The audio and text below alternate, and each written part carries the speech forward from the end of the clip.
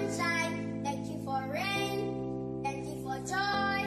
Thank you for pain. It's a beautiful day. It's a beautiful day. Lord, I thank you for sunshine. Thank you for rain. Thank you for joy. Thank you for pain. It's a beautiful day. It's a beautiful day. Lord, I thank you for sunshine. Thank you for rain. Thank you for joy. Thank you for pain.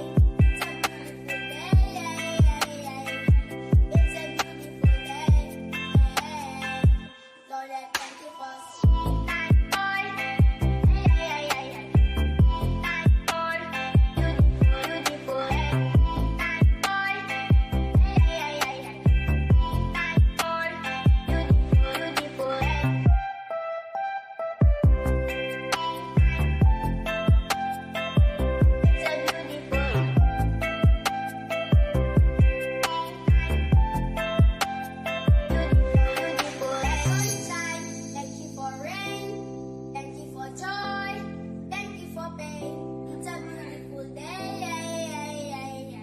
It's a beautiful day. Lord, I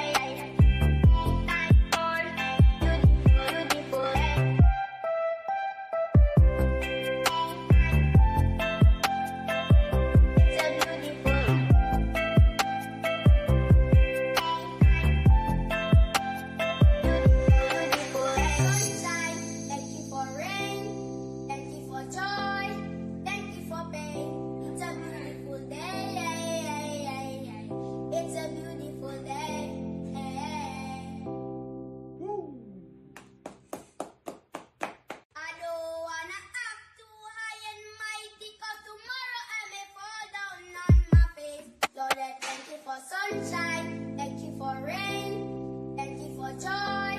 Thank you. Caution them. Make it an anthem.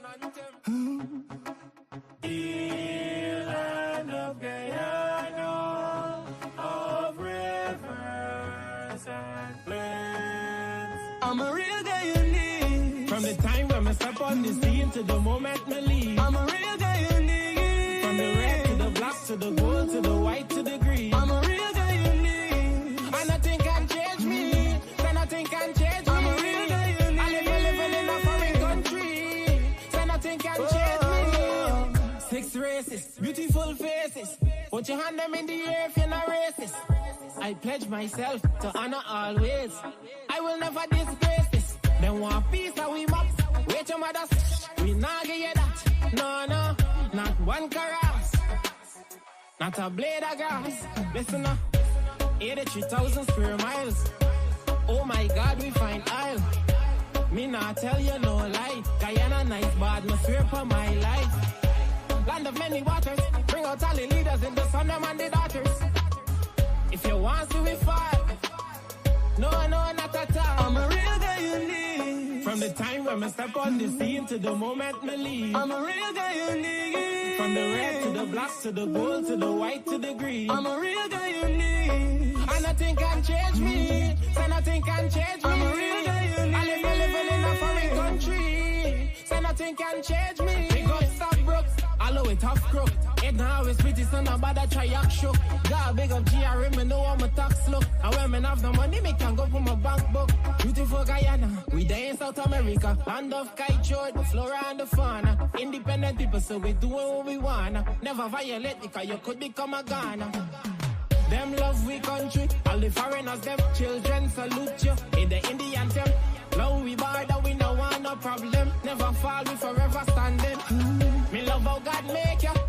forsake you. Unique in every way, God I never mistake you. If Guyana was a girl, they surely would date you. That's why they want take you. I'm a real guy unique. From the time when I step on the scene to the moment me leave. I'm a real guy unique. From the red to the black to the gold to the white to the green. I'm a real guy unique. And nothing can change me. So nothing can change me. I'm a real guy unique. I live living in a foreign country. So nothing can change me.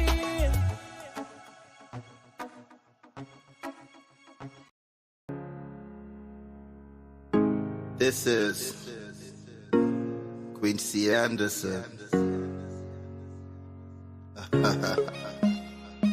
You know I love my country. There's no other country better than mine.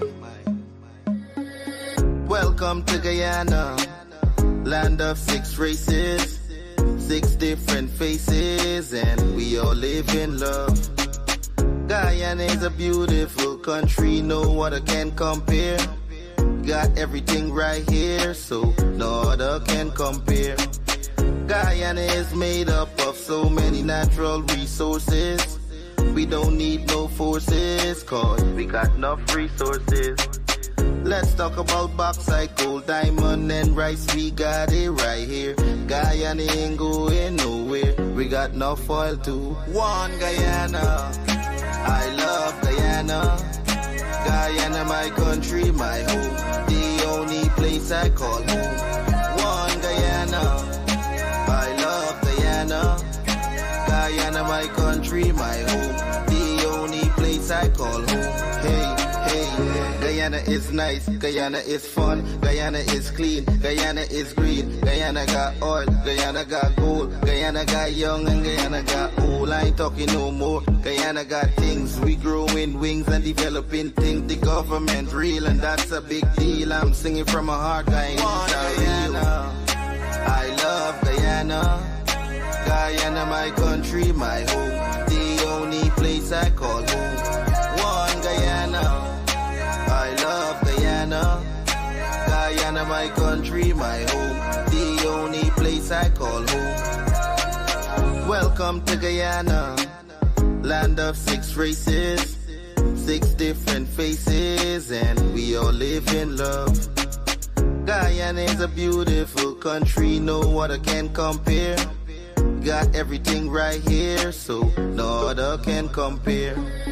Guyana is made up of so many natural resources. We don't need no forces, cause we got enough resources. Let's talk about bauxite, gold, diamond, and rice. We got it right here. Guyana ain't going nowhere. We got enough oil too. One Guyana, I love Guyana. Guyana, my country, my home. The only place I call home.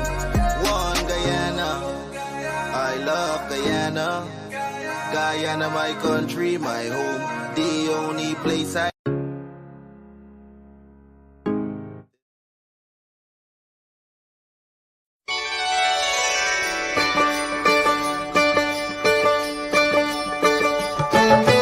जय नंदलाला जय गोपाला जय नंदलाला जय गोपाला श्री राधे गोविंदा मन भजले हरि का प्यार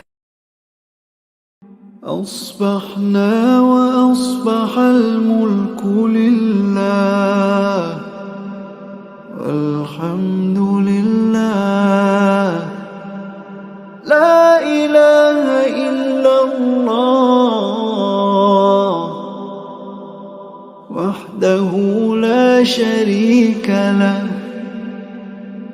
له الملك وله الحمد وهو على كل شيء قدير رب أسألك خير ما في هذا اليوم وخير ما بعده وأعوذ بك من شر ما في هذا اليوم وشر ما بعده رب أعوذ بك من الكسل وسوء الكبر رب أعوذ بك من عذاب في النار وعذاب في القبر. Dear Lord, thank you for today. Thank you for waking me up. Thank you for every heartbeat and every breath. Help me to love you more this week and to love others. Help me to trust you and your plan for my life and not worry about tomorrow, for you hold it in your mighty hands. In Jesus' name, Amen.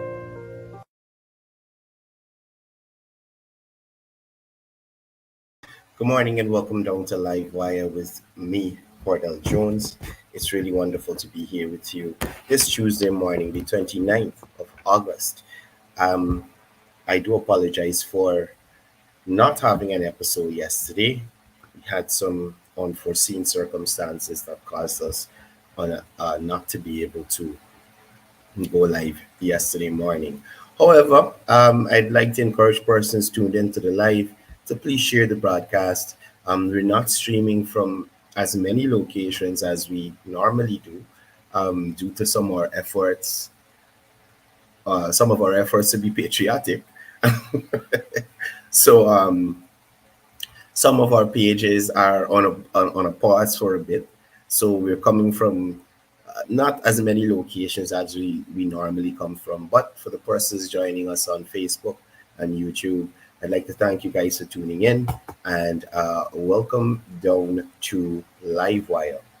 So moving forward, yesterday, as a lot of persons would know, we had the launch of the NTC for 2023. And it was a good look out there. His Excellency President Mohammed Irfan Ali was at the conference center to meet with all the Toshaos attending the event, and he gave a speech at the event, which we will delve into in a little detail here now. So, President Dr. Mohammed Irfan Ali emphasized the importance of collaboration between government and the National Toshaos Council for the betterment of Amerindian communities in Guyana. And the president also highlighted that the voice, ideas, and recommendations of Indigenous people must be acknowledged with deep respect and honored. The current administration has fulfilled many manifesto promises, manifesto commitments to the Amerindian population within a short space of time, within the short 3 years that they have been elected to office, showcasing their dedication to their well-being. The government has invested significantly in capital expenditure in hinterland and riverine communities, amounting to 50 billion over the last 3 years. Initiatives have been directed towards improving the lives of senior citizens, providing public assistance, job creation, and advancing community development plans.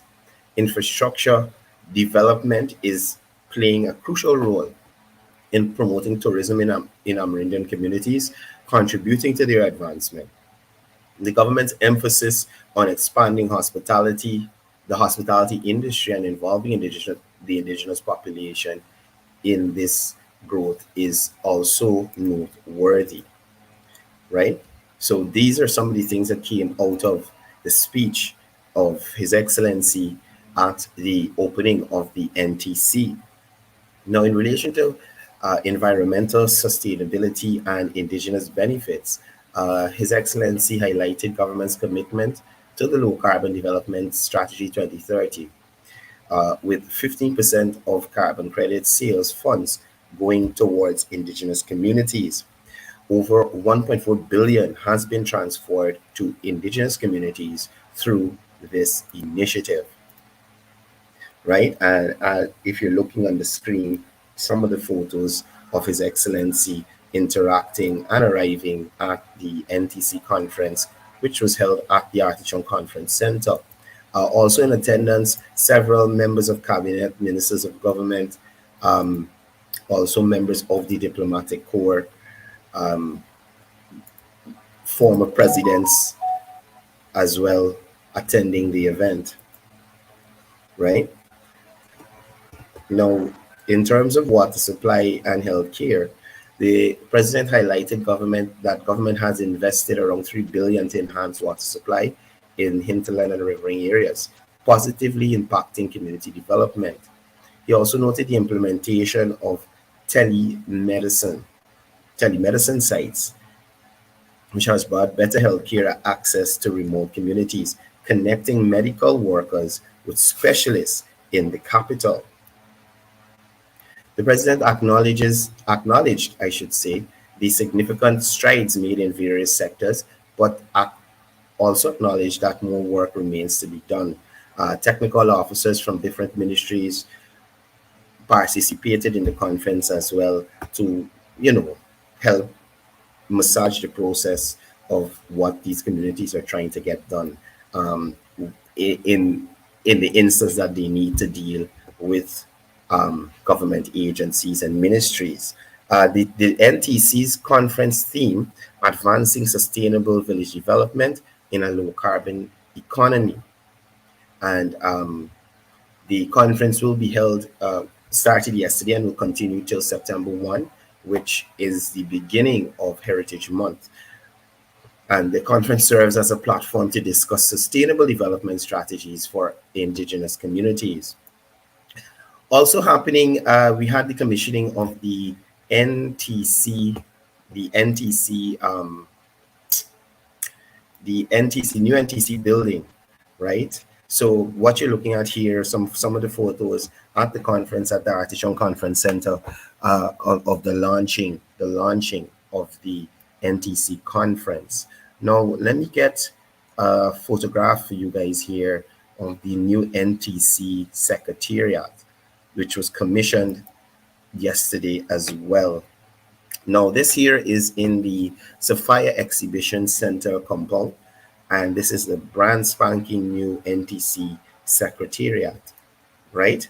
As I said, it's located in the National Exhibition Center in Sapphire. Or persons know it as the Sapphire Exhibition Center, but National Exhibition Center there in Sapphire. The construction of the Secretariat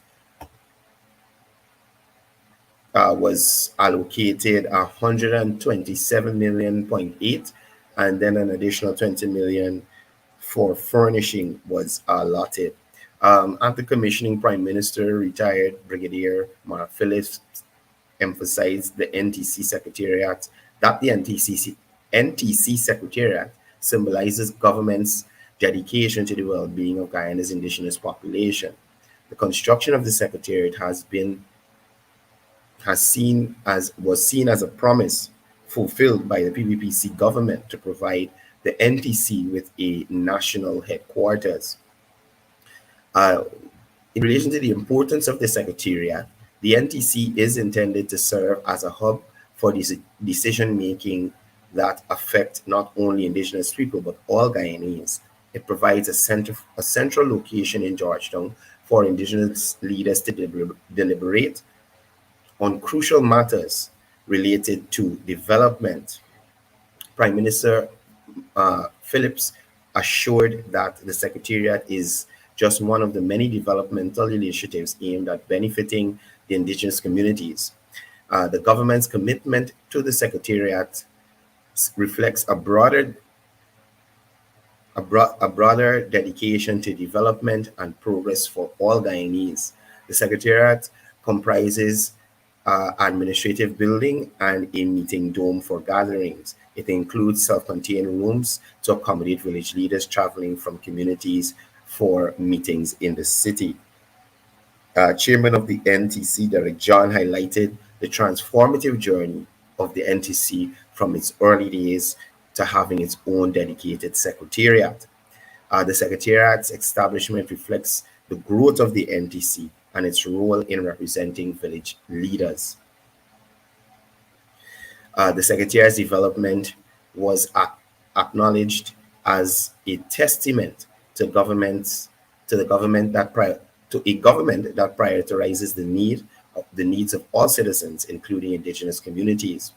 The commissioning ceremony including recognition and awards for leaders who have made significant contributions to the development of Amerindian communities, right? So that's just to give you an update on the NTC that is happening right now, the new secretariat that they would have commissioned, and things are going well in terms of development for indigenous persons here in Guyana.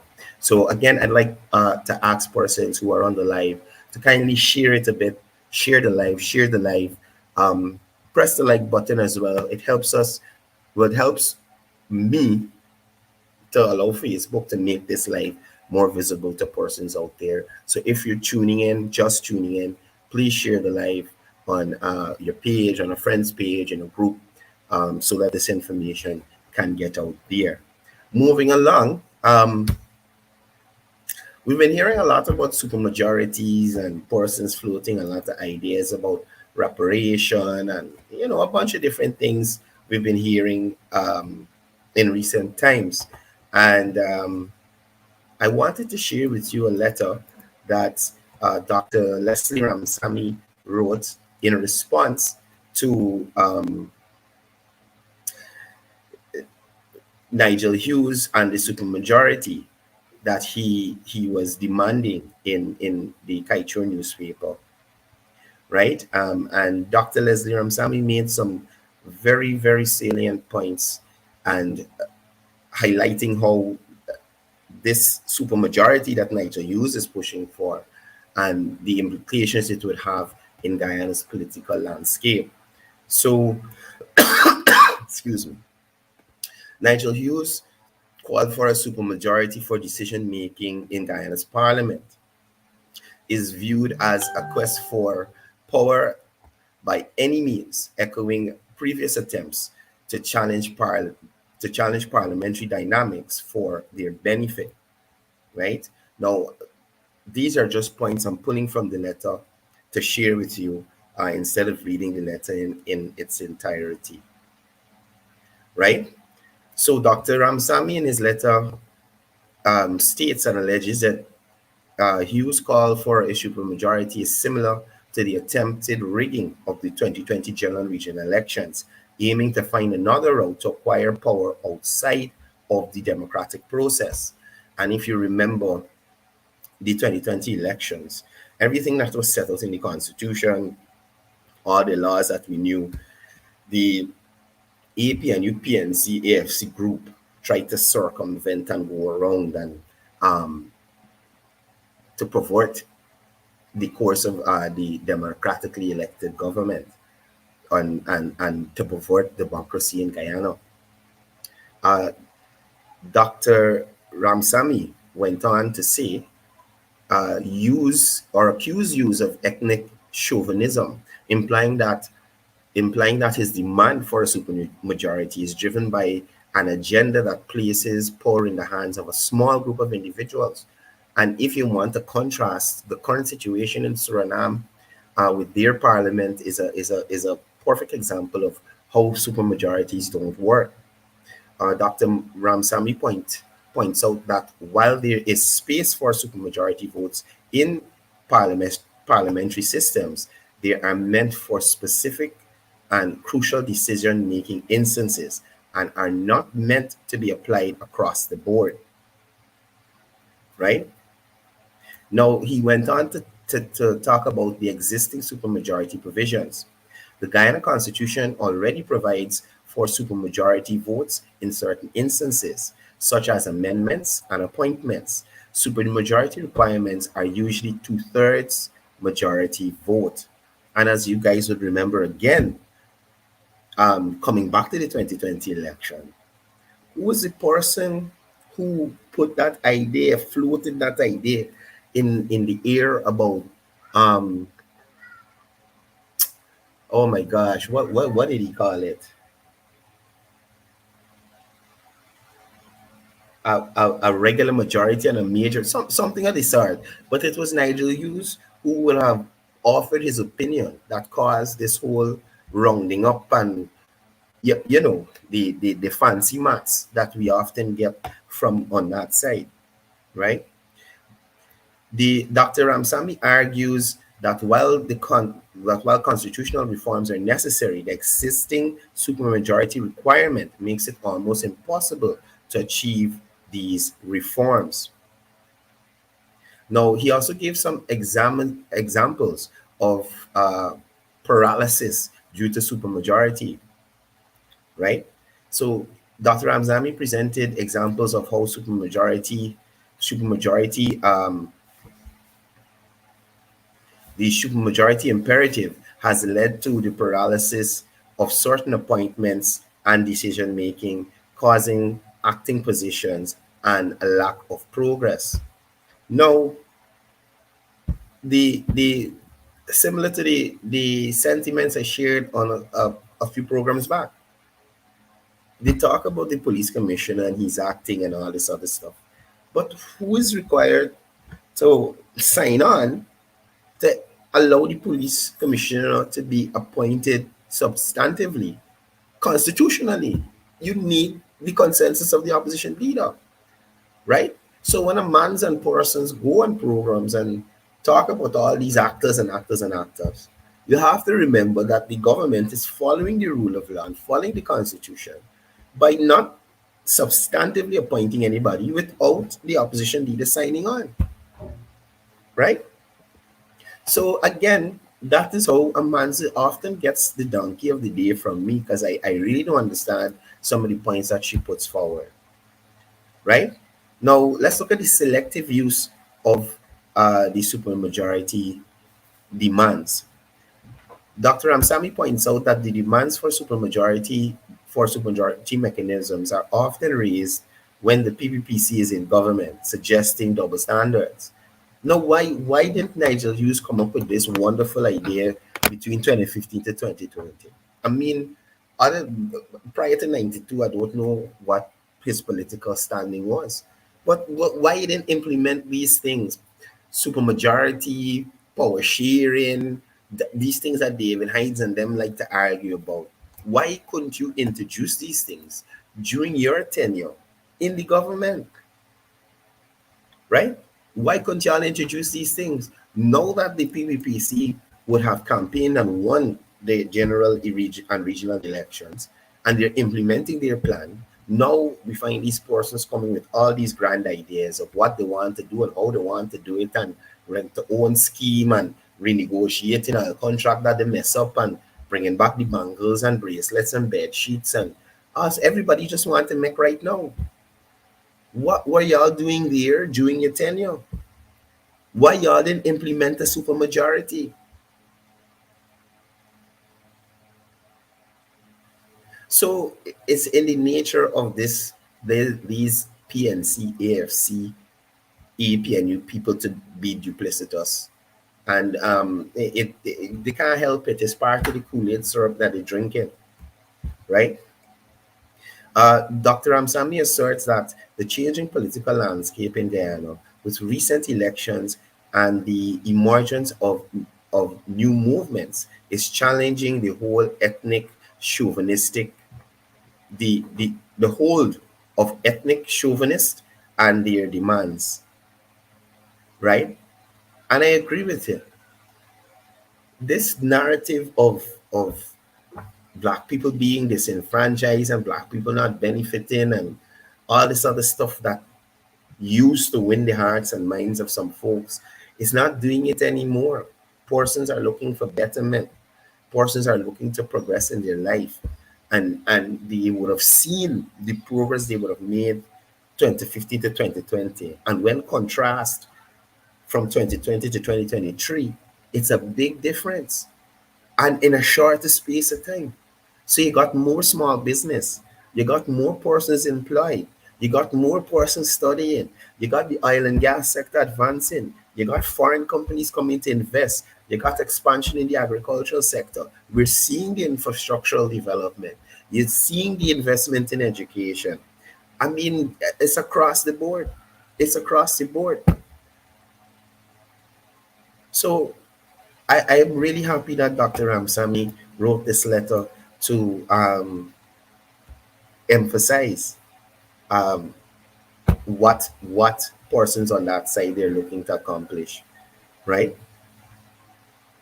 He also emphasized in wrapping up on this, Dr. Ramsamy also emphasized that Guyanese are no longer willing to tolerate ethnic chauvinism, advocating for unity and um, rejecting of divisive politics, right? I saw somewhere online yesterday, somebody was saying the PNC they have no credibility left. No credibility left. How are they going to come and speak to the Guyanese people at the next regional and general elections? What can they contrast the development happening now to? What can they say to Guyanese at the next election? Let's go back to what it was in 2015. Why would they, with all that's happening for Guyanese people right now, across the board? It does so much work right now. Guyana got to look to bringing people to work. That is the kind of trajectory Guyana is on right now. We don't even have the population to take off the work that is happening. Anyway, moving along. So scrolling online yesterday, I came across some information that left me shocked. Well, not shocked, because this is the normal operation of the PNC group there, right? So Aubrey again, folks, Aubrey again. So a recorded conversation between Rizal Ford and Amanza Walton Desir has revealed that, among other things, the two are unhappy with the move by the PNC leader, Mr. Aubrey Norton, to sell shares held by the party in a local bank to one of his cronies. Right? So this is some information I saw online, and I wanted to share this with you. The two discussed getting other members of the party's executive for their support in opposing the disposal of the shares. In the recording that was provided to some of the publications online, Amanza, Walton Desir and Ford expressed their concern over Norton's wild spending, which they blame on the party's poor financial state. So this is what's going on, people. Amanza and Rysdale upset. Allegedly, let me just put it there before Rysdale sent me a letter. Allegedly, they're upset because the spending boss getting rid of some assets. And this is to show you, if they can't manage the assets of the party, what are we doing with these people at a higher level? Right? What are we doing with these people at a higher level? Put this here aside. We heard about the blank check situation. We heard this gentleman's voice on the recording. So it's not no Jim Cock bring Ram Good story. We heard this gentleman on the recording speaking to what the guy has done, or the current leader of the opposition has done to regain footing, the footing the party would have lost from the last election.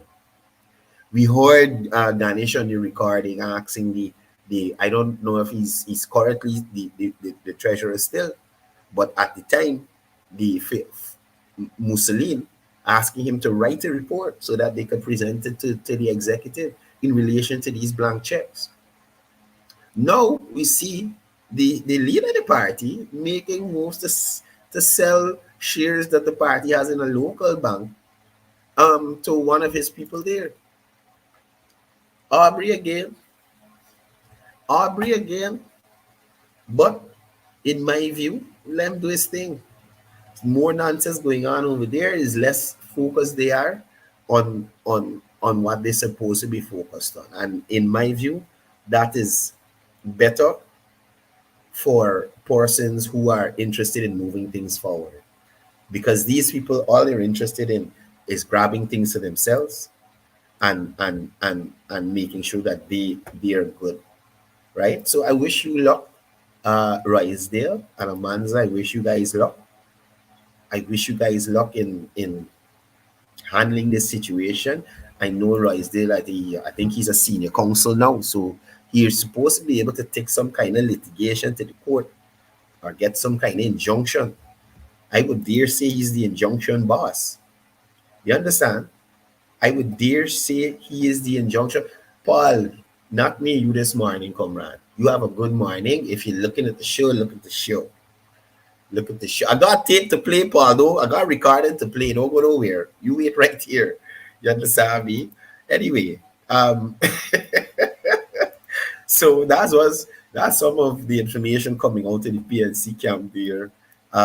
Trouble as usual, turmoil as usual, and no sort of sensible leadership being displayed over there. Can't even host a congress for themselves, selling out the assets, writing a bunch of blank checks for people just to spend money. I wonder if Paul called down at Congress Place and asked them what going on there. I wonder if you heard that recording, Paul, what was your response to the blank check situation? And if you had heard that in relation to a government agency under the PPPC stewardship or under their tenure doing such, or if you've heard of anything like that in the PPPC, what the response would have been. You understand? So, moving on. Now, Vice President Barrett Jagdeo recently made some comments about support provided to the leadership,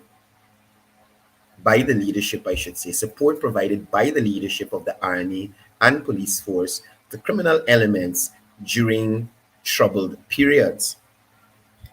Right? He highlighted the allegations. He highlighted the allegations of support provided by the leadership of the Army and the police force to criminal elements. Those criminal elements who were dubbed by the opposition as freedom fighters during the period of armed insurgencies against the state of Guyana.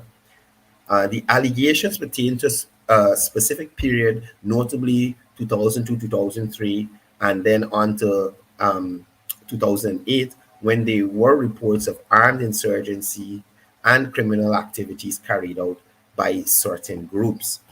The Vice President's comments that leaders within the Army and the police force allegedly provide support to criminal elements involved in these criminal activities. Now, a recorded conversation involving the then Commissioner of Police, Winston Felix, who was a minister of government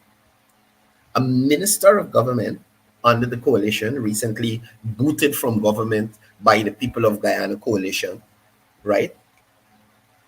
A recorded conversation involving him when he was Commissioner of Police, Winston Felix, and then PNC executive, former Minister of Legal Affairs, Basil Williams, surfaced, where Felix reportedly boasted about diverting public attention from the real perpetrators of the massacre in a curriculum, right? So, Paul, we be talking about videos. Let me look at a quick video, Paul. I hope Paul tuned in. Paul, comment if you tune in, my boy. We're going to look at this quick. Anyway, see, you're busy. Number one, see, you have to call you or something. Reader. Me no figure you. I tell you. He come back? Yeah, I told him you say you might need to talk. If I know that I would have set up something tonight, I know he come back. Yeah. You say you want to talk to you, so see you with a call. You run away when all this gun play taking place? You laugh, eh? I do. I watched the move good. But y'all make no statement, but them 8 people dead, you know. I was saying the same thing. Y'all make no statement. The same thing. They make no statement there. But y'all playing dangerous games. No, I don't check for the PR thing, but I'm gonna find out from them in the morning. Y'all should have been the first people for running there. There's a black people community. Well, bye. And them criminals gone and slaughter them people in there. Well, I suppose when the leader and then nobody ain't running out. You know it go. And Yeah, I should have been for the first set of people you get the facts about what's going on. screaming. You don't want facts, it's you people there. You help you out when you say Ashman them. Huh? You help when you give Bana,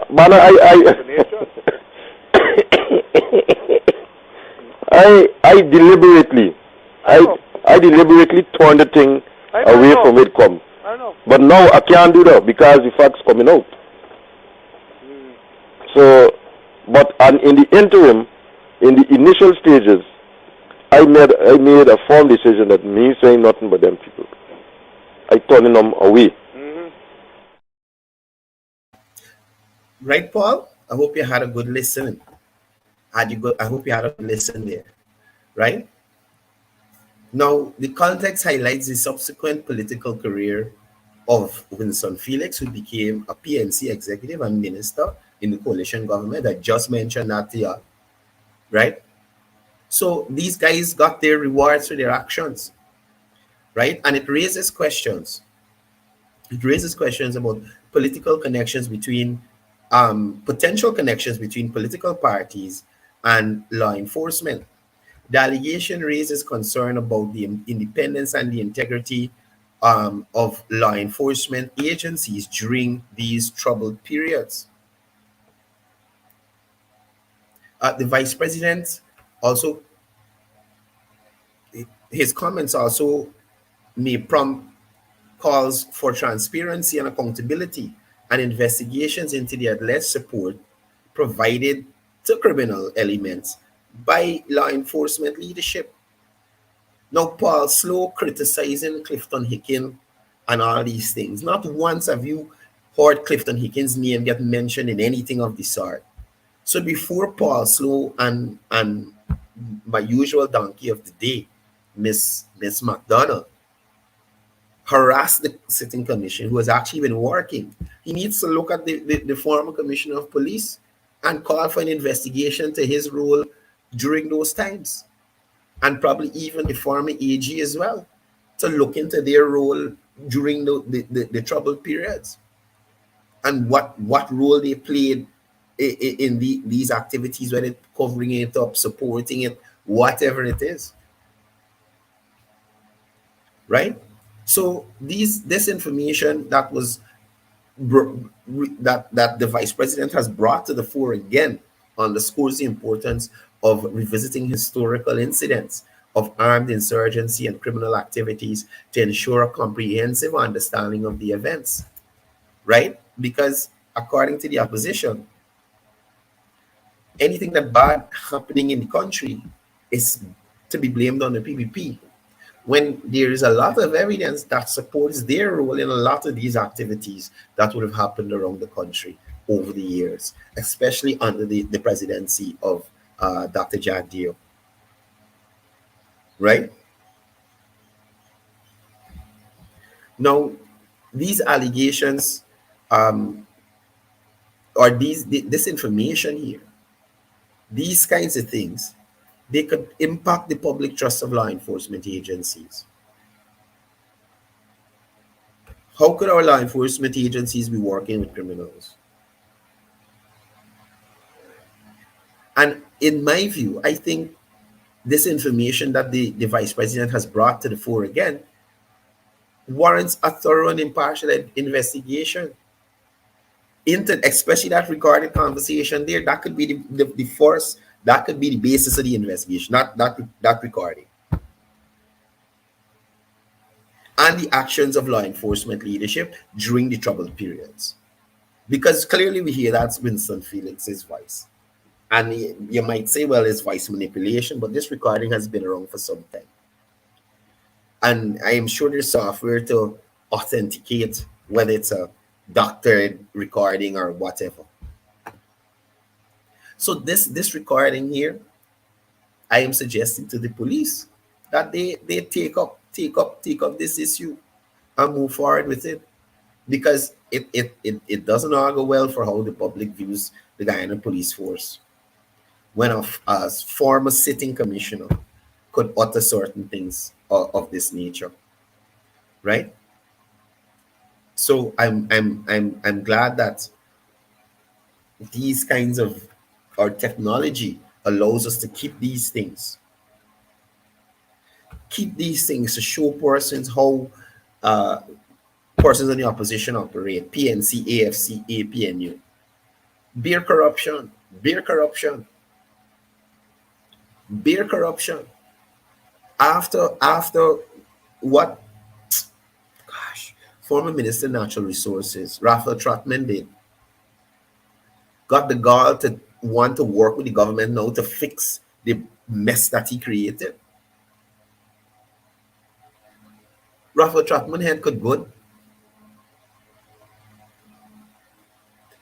Paul Slow, who I am not absolutely sure, but would have either served with or under Winston Felix, could talk about a Clifton Hicken.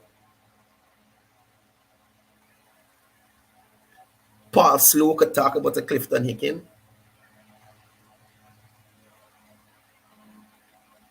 You could get that on Vice, Paul, the whole interview in relation to Sue.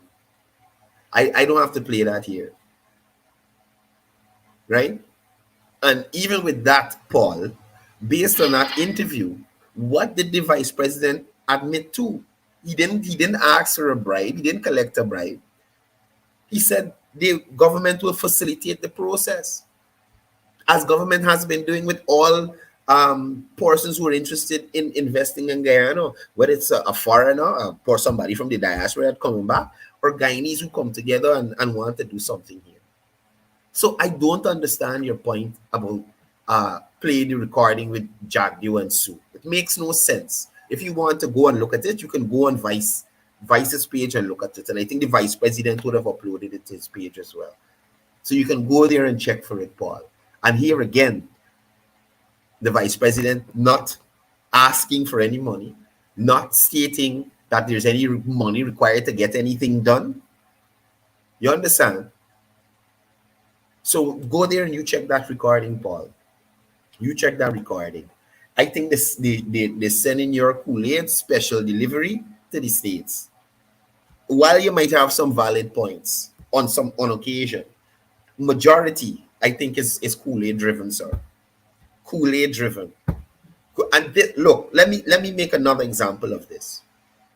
This gentleman, Paul, and mind you, Paul, I'm not attacking you, but I'd like to show persons, I like the contrasting. I like the contrast of the persons. Paul is an Afro-Guyanese in the diaspora. You understand me? Paul is an Afro-Guyanese in the diaspora who has claimed he's interested in coming back to Guyana to invest and do business and whatnot. Up to now, you understand me? Paul didn't make no move. Paul didn't do nothing to move that process forward or anything at all. But you can see persons like Paul online talking about Afro-Guyanese don't have no opportunity. Nothing is there for Afro-Guyanese. Afro-Guyanese are being marginalized. That's why we had to run to America. You can't do this in America. You can't do that in America. When y'all come to Guyana, y'all throw the trash on the road that y'all can't do in America. Right? You as an Afro-Guyanese business owner, according to you, an Afro-Guyanese business owner who's overseas, hasn't put any system in place to see what is available to you to come back here and invest in Guyana.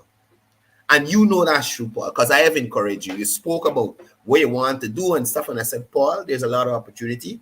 Come back, check with Go Invest. Come, find out what's happening. Up to now, and Paul, if a lie post a proposal or a letter that you sent to Go Invest or some agency in Guyana stating that you're a Guyanese from overseas with equipment and whatnot, willing to come to Guyana, invest in Guyana, and start a business here. He can't do that.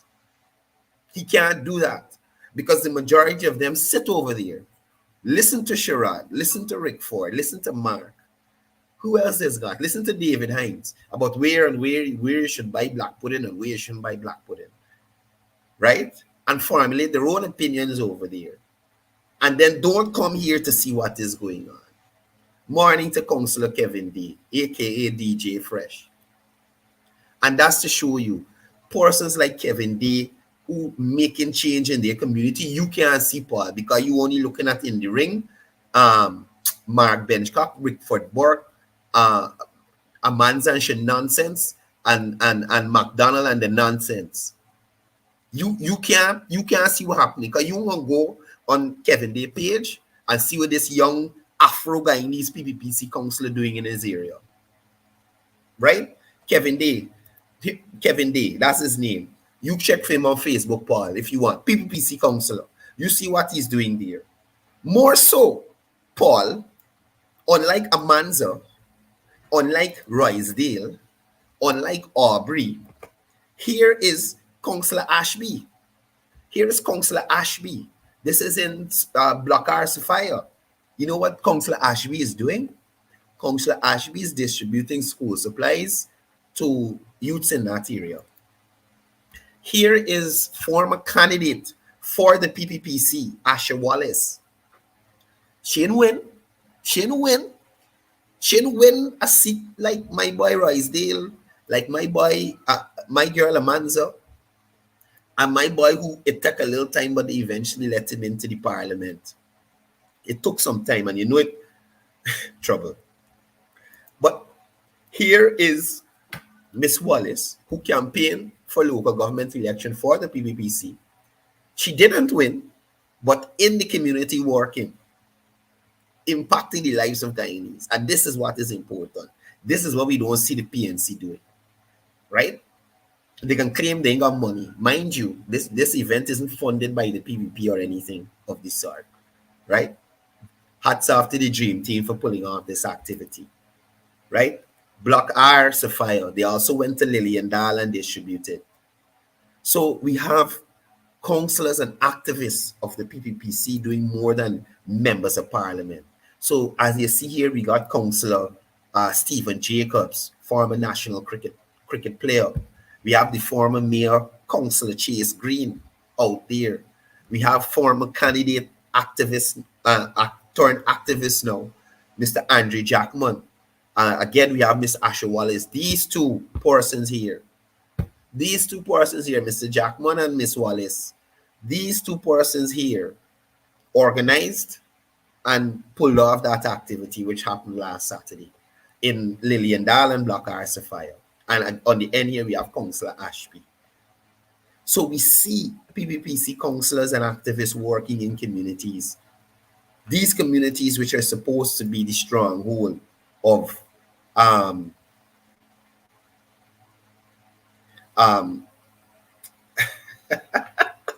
Paul, you struggle. Anyway, these areas that are supposed to be the stronghold of the PNC, that Paul is sending money to the PNC for them to buy some bags to these children in this area, right? So I wanted to share this with y'all and show y'all what working in the community looks like, what giving back to the community looks like. Not that nonsense they had in East Rumvelt with Mahi Paul and Miss Lewis and the head of the Minibus Association and all of them. And that's to show you local people looking at this here.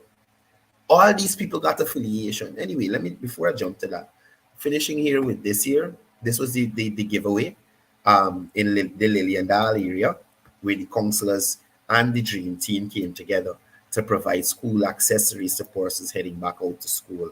Again, hats off to Miss Asha Wallace and Mr. Andre Jackman for pulling off the organizing and pulling off the activity, and all the other members of the Dream Team that supported. Special thanks to former Mayor Chase Green, Councillor Stephen Jacobs, Councillor Ashby, Councillor Dion Young. Who else was there? And all the other persons that I'm forgetting. Hats off to you guys, and thank you for coming out. So unlike that worries that they do in East Rumvelt there, these people come in here and bring stuff for the people. And if you listen to the cries of the people, they tell you the opposition don't come in there to do nothing. Don't bring nothing for them. You understand? That's how much they care about the residents of Sapphire. Right? And that is their headquarters at the head of Sapphire. The chief representative of that area, Sapphire, that's the area. A place that was regularized under the PPPC. Right? A place that was regularized under the PPPC. Another point I must make. So unlike that stupid activity they had in East Rumville, where they didn't even carry little books or something for the people in there, these persons are working. These activists, these counselors, these PPPC persons are working in these communities. They're working in these communities, and it cannot be compared to anything we see coming out from the other side. So again, hats off to you guys for hosting a very good event that impacted the lives of many young Guyanese in those communities. And again, this Friday, I'd like to mention, I can't forget, this Friday, the Dream Team, well, I should say the Diamond Grove Care and Support Foundation, teaming up with the Dream Team, along with other PPPC members, and we will be at the Grove Diamond Market Square, and there will be another distribution of school supplies there. So several DJs, I'll be there myself. The commander for 4AB, Mr. Singh, Commander Singh will be there, and also chairman of the NDC, Mr. Paul. Mr. Paul will be there as well. So persons, if you're interested in donating book bags, books, pencils, pens, whatever it is, you can give me a call on the number showing at the bottom of the screen, and we'll work out how we collect it from you. And of course, you'll get your credit here on the program for your donation, and we'll be on the tarmac there this Friday from 3 p.m. Okay, so persons in that area, if you're looking, let the youths know they can come out and get some school supplies as they head into the new school term. Moving along, we are, yesterday would have been the first day of a visit, the beginning of a visit, a historic 2-day visit to Guyana by former UK Prime Minister, Mr. Tony Blair, right? The former Prime Minister of the United Kingdom, the Right Honorable Sir Tony Blair, will be in Guyana for a 2-day visit. The visit is significant as it marks, and just before I continue, in case persons don't know who Tony Blair is, right? So he paid a courtesy call on the president, and they're supposed to have some more discussions today. So as I was saying, the visit is significant as it marks the first time that a former or sitting British Prime Minister has visited Guyana. And as persons would know, Guyana was once under British rule. His Excellency President Dr. Irfan Ali welcomed former Prime Minister Tony Blair to Guyana for his historic visit. President Ali and former Prime Minister Blair engaged in talks during the coronation of King Charles III in London in May 2023, and found common ground in shared values of democracy, openness, and equality. During their discussions in London, President Ali extended an invitation to former Prime Minister Tony Blair to further build on their shared vision. Blair's visit is a result of a mutual commitment to collaboration and cooperation between the two leaders.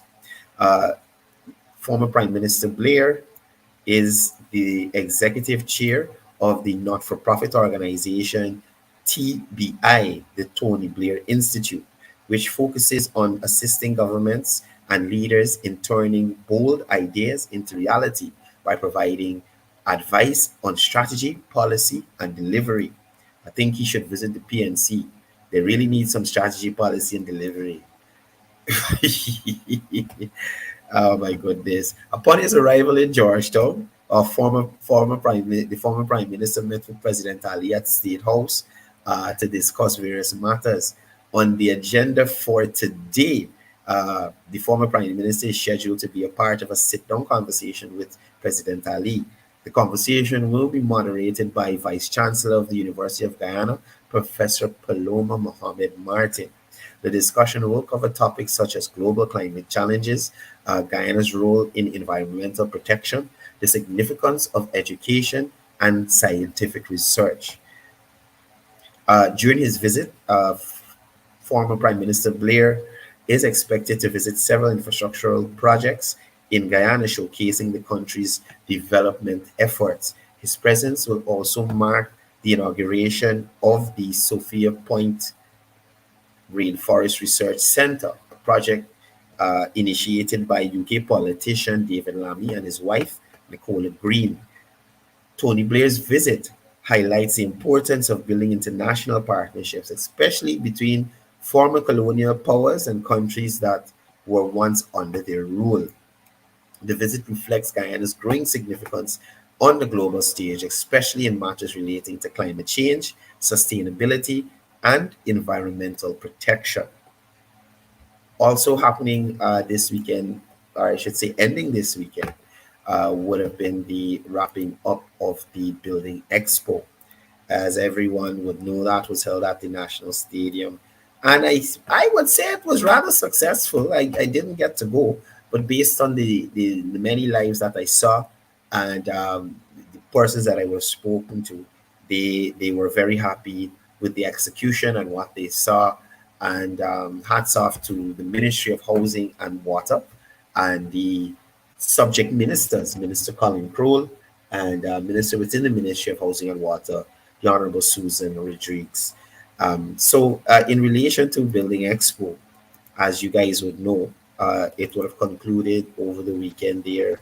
And just sharing some images with you with the ministers. They were on the ground, meeting with patrons, meeting with persons, also pushing the agenda of the Central Housing and Planning Authority to ensure that persons are adequately housed here in Guyana. So it was a good look for them for the few days. I think it was from the 24th to the 27th at the National Stadium there in Providence, where I see Dixie from Dixie's Punch the Creme. Y'all try out Dixie's Punch the Creme, really nice stuff. I see Minister Crowell taking a sample there. But yes, again, images from the Building Expo. Persons were very happy with what they saw. The staff of the ministry working very hard to ensure persons get the information they need. A lot of interaction there with builders, contractors, banks, insurance companies, overseas-based construction companies, all that good stuff there happening at the Building Expo over those couple of days, right? So it was deemed as highly successful, and the event garnered participation of 369 exhibitors and attracted numerous attendees over the 4 days of the expo. The expo showcased a diverse range of exhibits, including sustainable building material, energy efficient technology, commercial bank security options, and much more. Minister of Housing and Water, Colin Crowell, highlighted that the successful execution of the event reflects the ministry's dedication to promoting innovation, collaboration, and advancement in the housing and construction sector. Minister Crowell noted that the event saw an increased level of engagement with construction and supply companies compared to the previous year. Nearly 2,000 people entered the venue on the first night, indicating strong public interest. The expo featured model homes that provided insight into the housing options available under the government's housing program. The Dream Realize initiative resulted in around 2,000 individuals being granted house lots, and out of 600 available, 350 individuals successfully obtained their land titles and transfers through the initiative. There were also seminars covering various topics in the housing and construction sector, including new legislation. Those were successfully held and well received. Um, a minister within the Ministry of Housing and Water, Susan Rodriguez, she would have expressed satisfaction with the event success. Corporate support for the event was strong, and feedback from attendees and exhibitors were positive. The expo featured again 369 booths, indicating an increase of approximately 100 booths compared to the previous year. The use of additional space at the National Stadium allowed for more exhibitors while maintaining visitor comfort. A new addition to the expo was the inclusion of air conditioning units in the auditorium, enhancing the comfort to exhibitors and attendees as well. As persons might not know or might know, the first Building Expo in Guyana was held in August 2010 as an initiative by President Dr. Mohamedou Irfan Ali, who was then the housing minister. The event aimed to foster connection between local businesses, regional companies, and international counterparts. So again, hats off to the ministry and their team for hosting a successful International Building Expo 2023, right? And the ministry, those two ministers, always working. Hey, wait, Paul, I switch off these comments. Me see you rolling in the comments here, man. It's your Paul. Anyway, folks, it's about time for me to head out of here. Before I go, I want to say good morning to all the persons tuning in. Prasad Drew, Carla Thomas, Jamila, Nirmala, Tracy Martindale out of Bartica, Ms. Bridgelal out of Essequibo, Tulsi Ram Chetty, morning, Horace Sankar. I see you tuning into the cricket a lot, brother. Chitra Sukraj, good morning. Pam Singh, Data Nandalal. Kevin George, morning to you, my brother. Morning to you. May Allah guide you on the road today, brother. Laureen Prasad, Calvin Roberts, Mr. Indigenous himself. I'm trying to get Calvin to do a program throughout the Heritage Month, highlighting heritage activities. So if y'all see Calvin Roberts, y'all tell him Cordell. Actually, I saw him yesterday, but I didn't get to speak to him about it. But tell Calvin I want to talk to him, man. You gotta get him on a program highlighting all the activities for Heritage Month around the place and bring that information to you. Morning to Wendy Caesar. Aisha Hussein, good morning. Paul, morning to you again. Gita Narain, morning. Betty Chris, Rajan Datadin, Soma Bipat. Oh boy, who else? Well, Quincy Anderson on the live. Morning, brother. Rowena Lal, morning. Neil Ramnukan. Sally Jones, morning. Krista Kaur Prasad, morning to you. Mr. Raghubir, good morning. Boy, who else we got here? I ain't want to miss nobody. Kevin Day again, Councillor Day, good morning to you. Good morning. Dario, good morning. Good morning to you, brother, all the way. I think he's in Panama or somewhere. He's there doing his thing. Good morning to you and the family, Dario. Diane Amos, morning.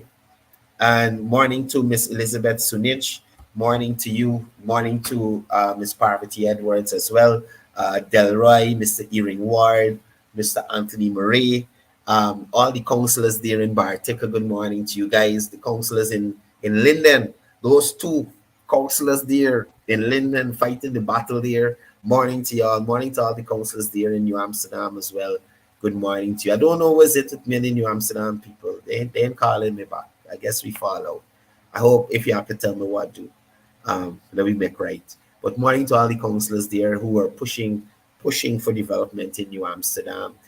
Morning to all of the cabinet members. Morning to His Excellency, Vice President, Ministers of Government. Morning to everybody. Have a wonderful and productive day. Please be careful on the roadways. Keith Adams, morning, my brother. I wasn't seeing you early. Pam Singh, morning. I hope you're taking care of the garden. might gotta pass by you for some greens. The National Toshaos Conference continues today at 9 a.m. at the conference center there. So that will continue to roll on until the 1st of September when we head directly into Heritage Month. Tomorrow, Batavia is Heritage Village this year. So that's a little heads up for persons who like to go to the Heritage Village. It's Batavia in Region 7. And tomorrow I'll have a lot more information in relation to what is planned for Heritage Month.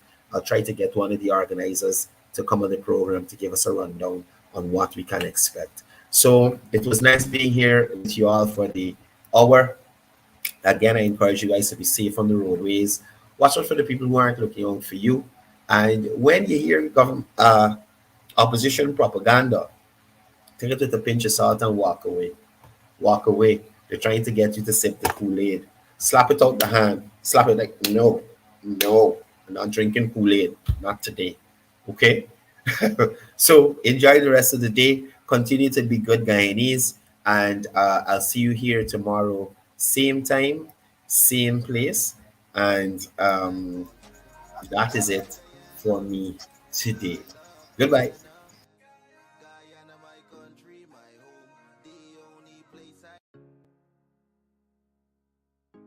This is